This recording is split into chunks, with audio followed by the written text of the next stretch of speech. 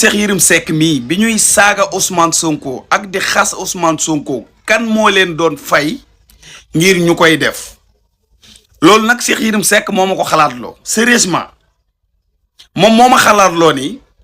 jot na sëkk ma xalaat ni kon ñi doon saaga Ousmane Sonko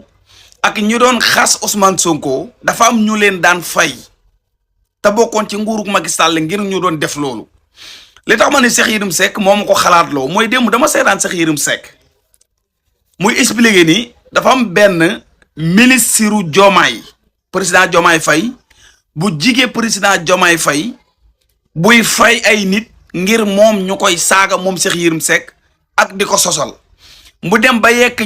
ci di wax ni yor na capture yi ak yor na audio yi man nag kon ma dégg ci ni vraiment Ousmane Sonko ay mbiram tout ou tard dina leer naññ parce que li tax mooy ñun dañu nekkoon ci réew mii di dégg chaque jour wala ñuy gis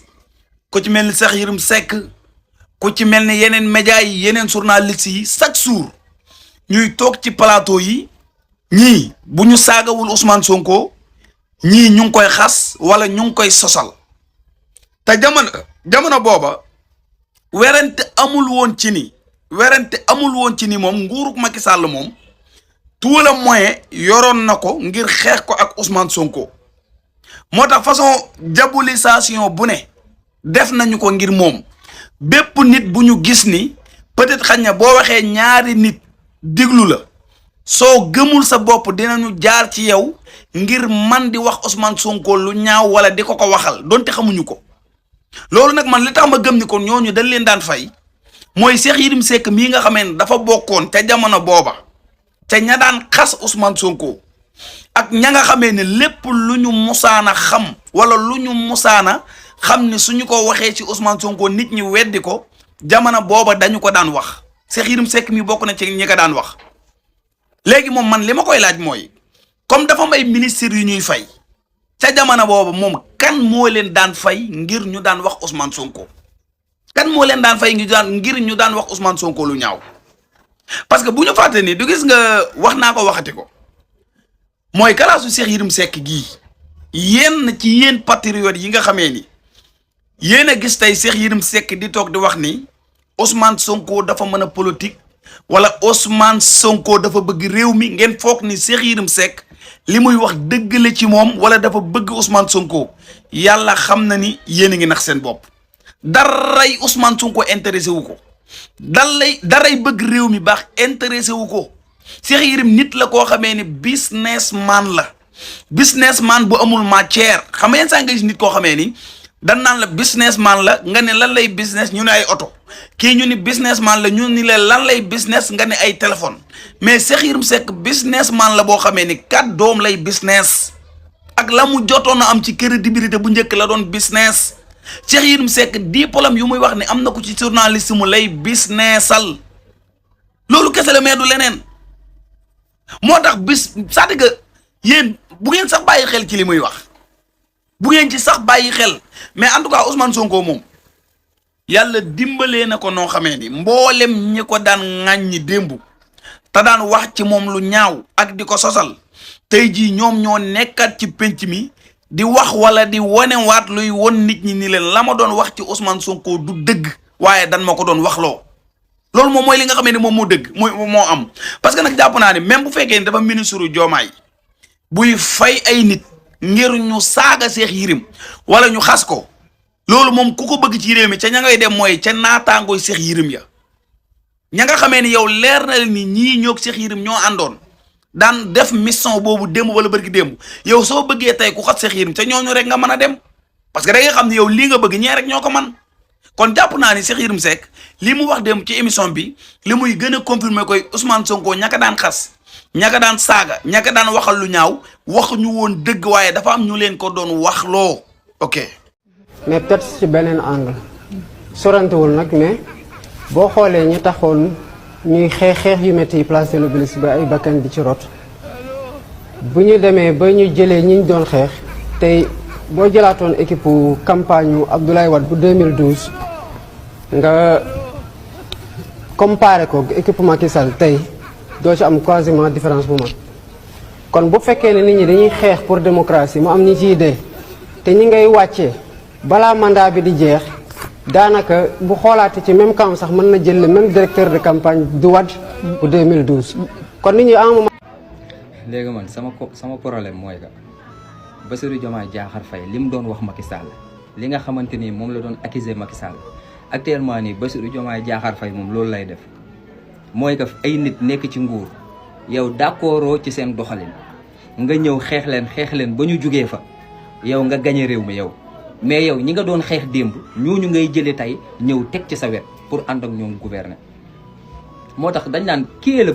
le président Bassirou Diomaye Diakhar Faye est-ce que ñun Diomaye bi doon opposé wu Diomaye boobu la ñu war a gëm wala Diomaye bi nga xamante ni moom moo nekk président de la république ndax vidéo bi lépp lu mu ci traité Macky Sall jamono ji Diomaye mi ngi koy def lépp lu mu wax Macky Sall ci vidéo bi jamono ji Diomaye mi ngi koy def moo tax ñun dañoo baax di wax rek mais ñun Diomaye waruñu woon di ko opposé wu xam nga ñun lan lañ waroon di def Diomaye acte bu mu teg ñu dem jële ji benn vidéo am ñëw tegal ko acte bu Diomaye teg ñu dem jële ji benn vidéo am ñëw tegal ko sans autant que ñun ñuy nekk fii nii di wax di sonal suñu bopp ndax Diomaye li mu doon bañ démb Diomaye tey loolu lay def ba nga dem bay dégg sax ay ministres yoo xamante ni dañoo nekk ci nguurug Diomaye di fay ay soi-disant influenceurs ay soi-disant chroniqueurs pour que ñuy dem di saaga ay nitu Macky Sall loolu lañ doon def dégg ngeen fii Californie ay audio chaque fin de mois 150 000 lañ leen di daggal ñii ñu leen di jël di leen jox ay centaines de millions pour que ñuy acharné wu ci kaw Ousmane Sonko di ko saaga mais nguurug Macky Sall tey loolu lañ doon def kon tey buñ déggantee benn ministre boo xamante ni mi ngi ci nguurug Diomaye di fay ay soi-disant chroniqueurs ñuy saaga où est la différence Diomaye ak Macky où est la différence Diomaye ak Macky gisaguñ différence Diomaye ak Macky moo tax Diomaye bu démb mooy weddi Diomaye bu tey ñun duñ weddi Diomaye de mais Diomaye bu démb moom mooy weddi Diomaye bu tey parce que acte bu Diomaye teg tey Diomaye bu. salaam sama gars yi maa ngi di siyaar man xaw ma kan mais maam góor Diazaka xaw ma cet imbécile là war nañ ko yóbbu dalal xel ñu xool luñ mën a ci luñ ko mën a dimbalee quoi parce que nag aussi soo gisee sa mbokk muy def ay dérive da nga ko war a jël dimbali ko quoi yow maam góor Diazaka yow vrai dooméram nga yow tu n'as aucune leçon à donner à personne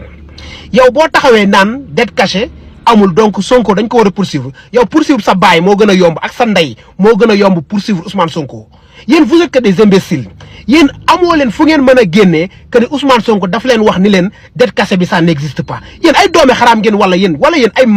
yéen da ngeen a namp soowu mbaam wala yéen vous pensez que les Sénégalais sont des bêtes Sénégalais yi ñoo leen gën a xam li Ousmane Sonko wax ci revue de presse bi mu def ak interview bi mu def ak France 24 li mu wax dafa leer yaa ngi dégg dette cachée bi ça existe waa ji ni ko est-ce que vous n'avez pas la possibilité de supprimer le dette mu ni ko en tant que premier ministre j'ai pas toutes les leviers yéen yaa xar ak bay yeeg lan mooy levier mooy awma doole yi supprimer dette cachée parce que dafa am norme yi nga xamante ni premier ministre fa nga war a yem donc loolu président moo ko waroon a demander yéen doomi xaraam yi ngeen doon ku ne toog ci ay xaw ma ay yéen yaa xar ak bay yeeg yéen xaw ma lu ngeen doon quoi yéen ay lâche sax moo leen tane yéen toog leen foofu rek doomi xaraam yi ngeen doon yaa xar ak bay. salaamaaleykum les patriotes mu ñëwaat ak yéen si benn vidéo bu gàtt rek par rapport ak journaux yi tey nga xam ne maa ngi soogaay gëm ne vraiment y a beaucoup de mensonges si journaux yi nga xam ne ñoom ñoo nekk biir Sénégal Ousmane Sonko dañ ko posé question sur la dette odieuse bi nga xam ne moom moo nekk am Sénégal dette odieuse bokkut ak dette cachée dette odieuse mooy dette bu ñaaw bi nga xam ne tey dañ ko leb boo xam ne Sénégalais yi yëguñu ko ba pare amalul intérêt Sénégalais yi ba pare ñi ko leb xam nañ ne amalul intérêt Sénégalais yi dette Sénégal bi yëpp dafa bëri mi ngi ëpp 400% PIB bi ça veut dire plus de 20 000 milliards la alors que dette cachée bi c'est une partie de la dette odieuse 4 000 à 7 000 milliards kese la donc si loolu lañ ko laaj mu ne dette odieuse boobu noonu moom ba muy soog a yegg si xamul woon ampleur bi moo tax demandé wuñ sax li nga xam ne moom moo nekk pour ñu annuler ko en plus moom moo yor tous les leviers pour demander ko amaana le président de la république moo koy def ñu dem tamit ki nga xam mooy ancien président de la cour des comptes moom aussi waxul loolu moom dafa ne le terme dette cachée utilisé wuñ ko si rapport bi bu ko bëgg a xam li ñu def si rapport bi na dem lire rapport bi te rapport bi te lu ñu wax ni waxoon na ko rapport bi lu ñu si utilisé mooy dette non divulguée mooy dette boo xam ne waxuñu ko dañ ko nëbb nit ñi lu mu utilisé encore tamit mooy dette yoo xam ne jaarul si loi des finances jaarul si budget jaarul si trésor loolu mooy kay lu ñu nëbb ça veut dire ñoom terme yooyu la ñu utilisé mais ça ne veut pas dire que ne terme de cachet moom dafa wax ne loolu amul dañuy def des mensonges des manipulations yoo xam kenn du xam bien intérêt alors que ay journal yoo xam ne ñoom ñoo nekk fi Sénégal censé être beaucoup plus informé que les gens voilà donc ma leen wax leen focus leen ci élection locale yi di ñëw en 2027 incha allah. non man Sénégal man dama jommi quoi parce que man quand je vois des salopards yoo xam dañuy toog ci ay plateau ils s'appellent comme des chroniqueurs di woowe seen bopp ay chroniqueurs xaw ma lan ay journalistes laa leen di woowe parce que duul kese la ñuy defuñu lu leen lu dul fenn rambaaj ak martaat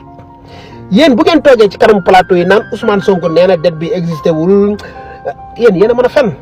barke borom Touba yéen mënoo leen a génne ngeen traduire ko en wolof fu Ousmane Sonko nee dette bi existé wul yéen ku ngeen yëpp yéen sénégalais yi ngeen yëpp wala yéen da ngeen a juddoo ci golo namp ci mbaam wala c'est quoi yéen duul rek ngeen di def Ousmane Sonko li ko tubaab bi laaj dafa leer nañ daf ni ko lu tax mënoo leen a woon a demander à ce que ñu supprimer dette odieuse Ousmane Sonko ni ko man dette odieuse boobu wax naa ko ñaar ba ñetti yoon ci samay déclaration mu ne ko lu tax mënoo leen a wax ñu supprimer ko Ousmane Sonko ni ko ñun ci suñu constitution premier ministre dafa am nu fu mu yem donc loolu président moo ko waroon a demander mais du moom premier ministre yaa xarak ba yëg ay duulkat ay doome xaraam toog ci plateau yi naan waaw Ousmane Sonko nee na dot nee na ma ne leen bu leen fontoon nday sénégalais yi laa leen wax bu leen fontoon nday sénégalais yéen daf leen dànk rek yéen wax ci Moustapha Cissé Lo waxoon dina ñëw billahi wallahi di ngeen gis sénégalais bu gis politicien rocc ci yat téegal ndeyam ba mu yem barke Serigne Touba yéen doomi xaram yi ngeen doon duul rek ngeen di def du ngeen sax rus jàkkaarloog 18 millions sénégalais ngeen di fen ba ñu xam ne yéen ñëpp ay fenkan ngeen yaa xaraj ba yegg maintenant politicien gàcce la sax nekk politicien sax mooy nekkal duulkat rek nekk journaliste ci réew mi mooy nekkal duulkat ça veut dire quand tu te dis journaliste tu es devenu un duulkat quand tu te dis un politicien tu es devenu un duulkat yaa xaraj ba yegg